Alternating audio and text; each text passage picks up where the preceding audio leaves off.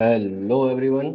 तो स्वागत है आप सबका हमारे यूट्यूब चैनल में। तो लोगो देख के आपको समझ में आ ही गया होगा कि आज हम किस बारे में बात करेंगे, या थोड़ा बहुत आइडिया तो लग ही गया होगा।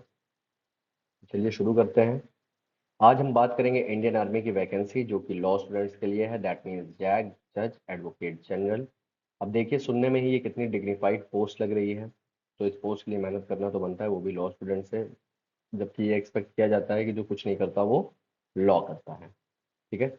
यहाँ पर क्या कॉम्बिनेशन रहेगा आपका, मतलब ये एक अपॉर्चुनिटी है आपके लिए जहाँ पर आप लॉयर भी रह सकते हैं प्लस डिग्निफाइड पोस्ट, वो भी इंडियन आर्मी आर्मी की, जहाँ पे आप ऑफिसर भी रह सकते हैं। ठीक है।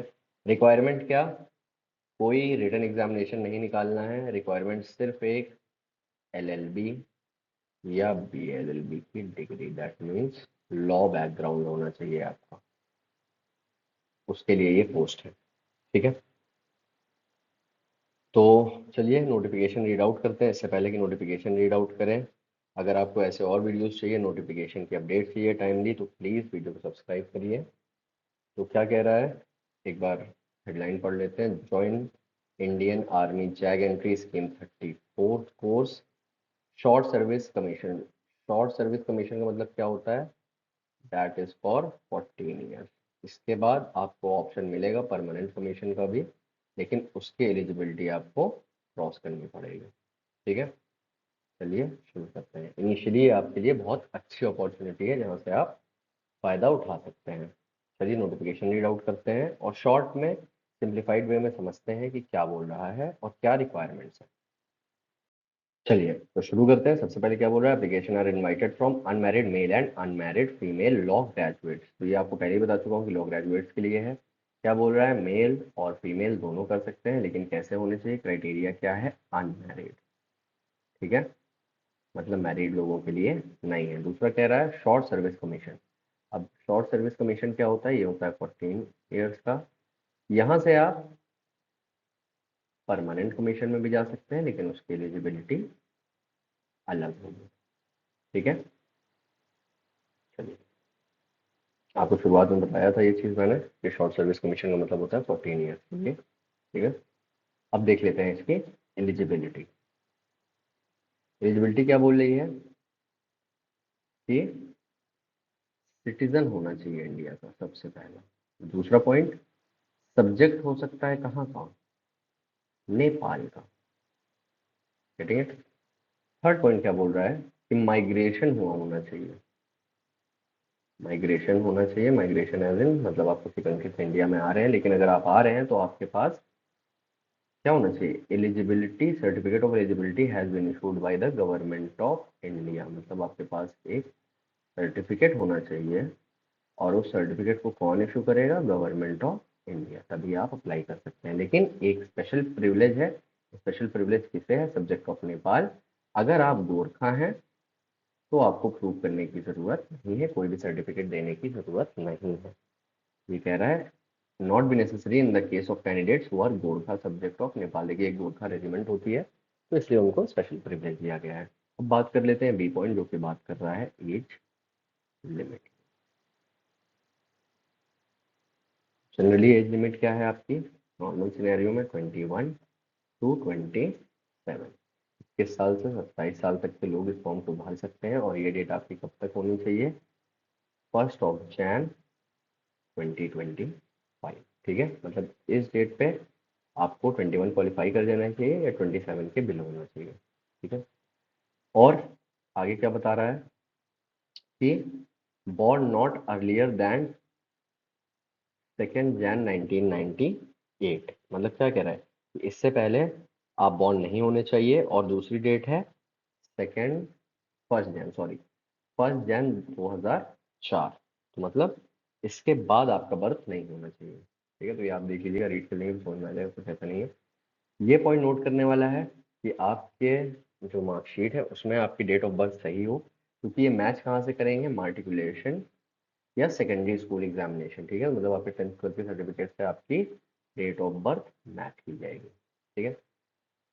नेक्स्ट क्या बोल रहा है, नेक्स्ट बात कर रहा है आपकी एजुकेशनल क्वालिफिकेशन की, क्या होना चाहिए। सबसे पहले तो भैया परसेंटेज देख लीजिए कि आपका मिनिमम 55% होना चाहिए।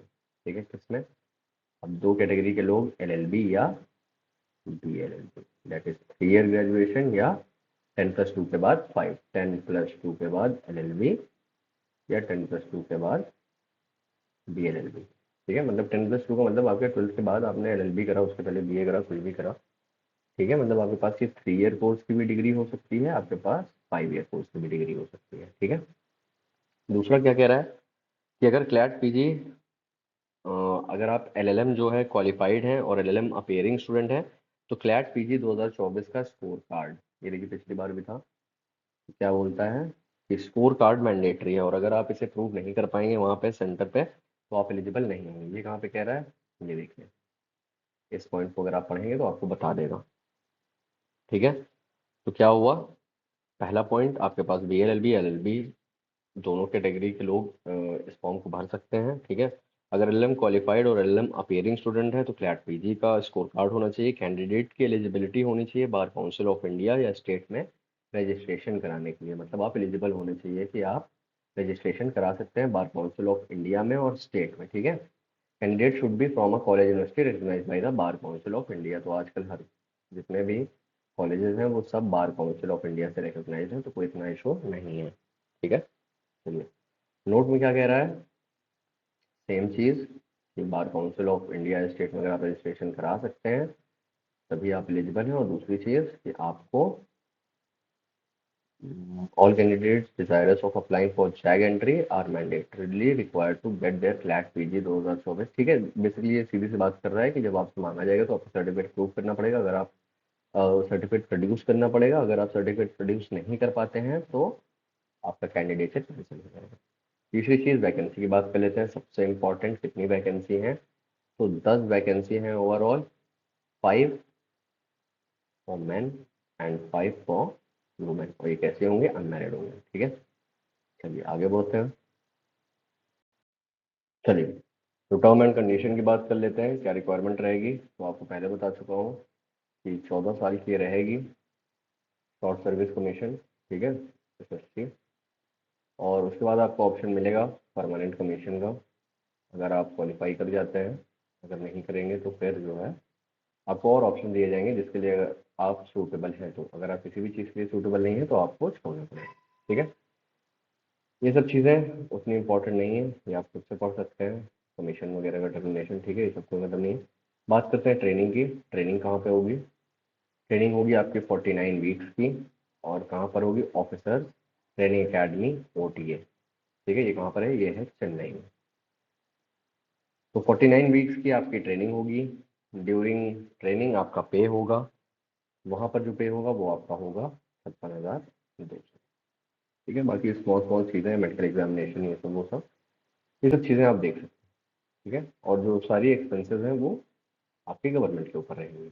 चलिए, तो आपको एक पोस्ट ग्रेजुएट डिप्लोमा मिलेगा defence management and strategic study में, कौन देगा, यूनिवर्सिटी ऑफ मद्रास देगा। कॉस्ट ऑफ ट्रेनिंग जो है वो आपकी बेयर करेगा कौन, गवर्नमेंट ऑफ इंडिया बेयर करेगा। लेकिन अगर आप छोड़ते हैं वहाँ की फैकल्टी, फैकल्टी एज इन आप ट्रेनिंग पीरियड में छोड़ देते हैं तो आपको 16,260 रुपये रिटर्न करना पड़ेगा। हालांकि ये कोई इतना ज़्यादा रिलेवेंट नहीं था, लेकिन बता दिया। ठीक है, बेसिक चीज़ें थी। अब जो सबसे इम्पोर्टेंट है, आपके लिए मैटर कर सकता है, वो ये है कि आप लेफ्टिनेंट रैंक से ज्वाइन करेंगे, कैप्टन बनेंगे, मेजर बनेंगे। ठीक है, तो आपका जो एसएससी होता है वो 14 साल का होता है। ठीक है ना, उसमें 10 ईयर की आप पहले सर्विस करेंगे, उसके बाद और चीज़ें आप देख सकते हैं। तो क्या होता है, कमीशन आपका होगा लेफ्टिनेंट से, 2 साल बाद आप बनेंगे कैप्टन, 6 साल बाद आप बनेंगे मेजर, उसके बाद आप बनेंगे लेफ्टिनेंट कर्नल। उसके बाद की जो चीज़ें हैं, कुछ दिन के लिए आप बनेंगे लेफ्टिनेंट कर्नल, उसके बाद की जो चीज़ें हैं वो तभी आएंगी जब आप परमानेंट कमीशन क्वालिफाई करेंगे, तो उसके बाद तो बहुत चीज़ें, ब्रिगेडियर बन जाएंगे, मेजर जनरल बन जाएंगे। ठीक है, चलिए, अब देखिए पे, ये आपका क्या हो सकता है, ये आपका अल्टीमेट मोटिवेशन हो सकता है, जो कि एक नॉर्मल बेसिक सैलरी से काफ़ी ऊपर है। लेफ्टिनेंट जब आप ज्वाइन करेंगे तो आपको 1,77,500 रुपीज़ मिलेगा, जो कि एक काफ़ी अच्छी सैलरी है। ठीक है, उसके बाद कैप्टन में इतनी, मेजर में इतनी, तो विथ टाइम वो क्या हो रही है, विथ टाइम इंक्रीज हो रही है। ठीक है, ये आपका सोर्स ऑफ मोटिवेशन काम कर सकता है। इसके अलावा काफ़ी एड ऑन्स है, जैसे कि आपको MSP मिलेगा। MSP क्या है? मिलिट्री सर्विस पे। ठीक है, और सारी चीज़ें हैं, अलग अलग चीज़ें हैं, मतलब जो आर्मी ने फिक्स कर रखी हैं कि अगर आप सर्व कर रहे हैं इंडियन आर्मी को तो आपको मिलेगी, टेक्निकल अलाउंस मिलेंगे, यूनिफॉर्म के पैसे मिलेंगे, बहुत सारी चीज़ें हैं। ठीक है, तो वो आप पढ़ सकते हैं।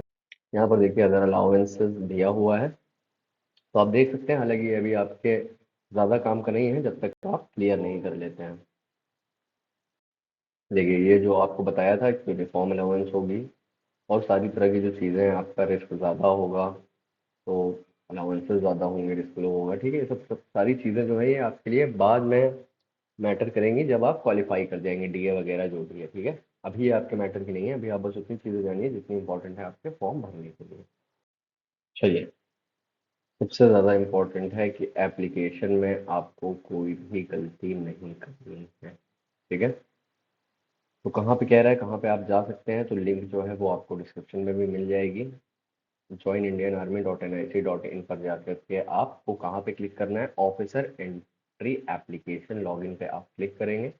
उसके बाद आप रजिस्ट्रेशन पोर्टल को स्टार्ट कर देंगे। ठीक है, और कोई भी फॉर्म इसका ऑफलाइन नहीं है, तो आपको ऑनलाइन ही एप्लीकेशन देना पड़ेगा। अगर कोई आपके पास ऑफलाइन सोर्स आ रहा है अप्लाई करने का, तो वो पूरी तरह से क्या है, फ्रॉड है। सिर्फ और सिर्फ एक साइट है, तो ये, और सिर्फ आप यहाँ से रजिस्टर कर सकते हैं। ठीक है, लिंक जो है आपको डिस्क्रिप्शन में मिल जाएगा, और अगर आप बोलेंगे तो एक फॉर्म भर कर भी दिखा दूंगा कि कैसे फॉर्म भरना है पूरा। ठीक है, वैसे सारा प्रोसेस दिया हुआ है कि आपका एप्लीकेशन फॉर्म का पेज खुलेगा, आप पूरा फिल करोगे, उसके बाद कंटिन्यू करोगे, सेव एंड कंटिन्यू करोगे, समरी ऑफ योर इन्फॉर्मेशन दी जाएगी, उसके बाद आप फाइनल सबमिट करोगे। ठीक है, आपको 30 मिनट दिए जाएंगे कि अगर आपने कुछ गलती करी है, ठीक है, तो आप सही कर सकते हैं। लेकिन ये 30 मिनट कब मिलेंगे, final closure of online application और लास्ट डे। ठीक है, चलिए आगे बढ़ते हैं। तो इस पूरे एरिया में आपके डॉक्यूमेंट्स बताया हुआ है क्या क्या लगेगा और किस कंडीशन, कौन सी कंडीशन आपके लिए सूटेबल है। ठीक है, तो बेसिकली क्या क्या है, एक आपका एप्लीकेशन फॉर्म लग जाएगा, एप्लीकेशन फॉर्म हो जाता है, उसके बाद 10th-12th की मार्कशीट हो जाती है, उसके बाद आपका ग्रेजुएशन जो किया है उसकी सर्टिफिकेट हो जाती है, लेकिन अगर डिग्री नहीं मिली है तो प्रोविजनल डिग्री हो जाती है। लेकिन जिस दिन आप गए हैं उससे 6 मंथ से पुरानी डिग्री नहीं होनी चाहिए, वरना वैलिड नहीं होगी। ठीक है, मार्कशीट हर ईयर की, हर सेमेस्टर की, अगर ईयर वाइज था तो ईयर की, सेमेस्टर वाइज था तो सेमेस्टर की। ठीक है, रजिस्ट्रेशन जो हुआ है आपका, ठीक है, registration with Bar council of India state और certificate from college university that will be course in the said institution is recognized by the bar council of India. ठीक है, तो ये सारी रिक्वायरमेंट्स हैं, वही जो चीज़ें पहले थी। और अगर आपका CGPA है और आप उसे जो है कन्वर्ट करते हैं मार्क्स में, तो आपके पास एक ऐसा सर्टिफिकेट होना चाहिए उस सेम यूनिवर्सिटी का जहाँ से आपने पढ़ा हुआ है। ठीक है, certificate issued by the university regarding formula for conversion of CGPA grades into marks followed by the university. ठीक है, और अगर आप अपियरिंग है, LLM स्टूडेंट हैं, तो आपके फ्लैट PG का स्कोर कार्ड। ठीक है, चलिए, तो कह रहा है कि जो पीछे हमने डॉक्यूमेंट्स डिस्कस करे, सारे डॉक्यूमेंट्स होने चाहिए और सबका ओरिजिनल होना चाहिए, तभी आप सिलेक्ट होंगे। अगर आपके पास नहीं है तो आपका जो है कैंडिडेचर वो कैंसिल हो जाएगा। बात करते हैं सिलेक्शन प्रोसीजर की, जो कि इम्पोर्टेंट है। तो ये टोटल जो है वो 5 दिन का होगा और 2 राउंड्स में होगा। ठीक है, स्टेज 1 होगा आपका यहाँ पर, और यहाँ पर आपका स्टेज 2 होगा। बोर्ड्स कहाँ कहाँ पर है, कहाँ कहाँ पे आपके SSB हैं। ठीक है, तो आपका इलाहाबाद में है, भोपाल में है, बैंगलोर में है, जालंधर में है। ठीक है, वहीं पे आपको बुलाया जाएगा जैसे जो फिक्स होगा। तो 2 सिलेक्शन प्रोसीजर हैं आपके, एक स्टेज 1 और स्टेज 2। स्टेज 1 में अगर क्वालिफाई करेंगे तो स्टेज 2 में जाएंगे। अगर स्टेज 1 में ही आप रिजेक्ट हो जाते हैं तो आप वहीं से रिटर्न कर दिए जाएंगे। ठीक है, बाकी सारी डिटेल जो आपको चाहिए वो आपको कहाँ से मिल जाएगी, joinindianarmy.nic.in, अगर आपको और इलेबरेटिव चीज़ें जानना है। ठीक है, चलिए, मेडिकल एग्जामिनेशन के स्टैंडर्ड आपको जो है वो फुलफिल करने पड़ेंगे। हालांकि ये सारी चीज़ें जो है वो कॉन्फिडेंशियल रखी जाएंगी और कहीं पर भी शेयर नहीं की जाएंगी। चलिए, ये आप खुद पढ़ लीजिएगा। ठीक है, इसमें कुछ इतना ज़्यादा नहीं है। ये ट्रैवल अलाउंस की बात कर रहा है, मेरिट लिस्ट की बात कर रहा है, और डेट चेंज होगी कि नहीं होगी, नहीं होगी। ठीक है, पहली चीज़। और दूसरी चीज़ जो है कि आप किसी भी गवर्नमेंट एग्जाम से डिबार नहीं होने चाहिए। ठीक है, नॉर्मल सी चीज़ें आप पढ़ लीजिएगा। चलिए तो देखिए, यहाँ पे कह रहा है 15 जुलाई से खुलेगा, ओपनिंग डेट है, और क्लोजिंग क्या है, 13 अगस्त। ठीक है, 1500 आवर्स का मतलब क्या होता है, दैट इज 3 ईयर। ठीक है, और दूसरी चीज़ क्या बोला है, आधार नंबर और कास्ट सर्टिफिकेट नंबर जो है वो मैंडेटरी होगा। रजिस्ट्रेशन के लिए कहाँ पर, www.joinindiaarmy.nic.in जो लिंक है ये आपको मिल जाएगी डिस्क्रिप्शन में भी, और भी जो रेलिवेंट चीज़ें हैं, जो इंपॉर्टेंट चीज़ें हैं वो आपको डिस्क्रिप्शन में मिल जाएगी। तो अगर वीडियो पसंद आया हो तो प्लीज़ सब्सक्राइब करिएगा, ऐसे ही नोटिफिकेशन और भी डलते रहेंगे। तो इसमें कुछ जो भी चीज़ें हमने डिस्कस करी वो इंपॉर्टेंट थी, हो सकता है कुछ चीज़ें छूट गई हो तो वो मैं डिस्क्रिप्शन में मेंशन कर दूंगा। थैंक यू सो मच, मिलते हैं अगले वीडियो में।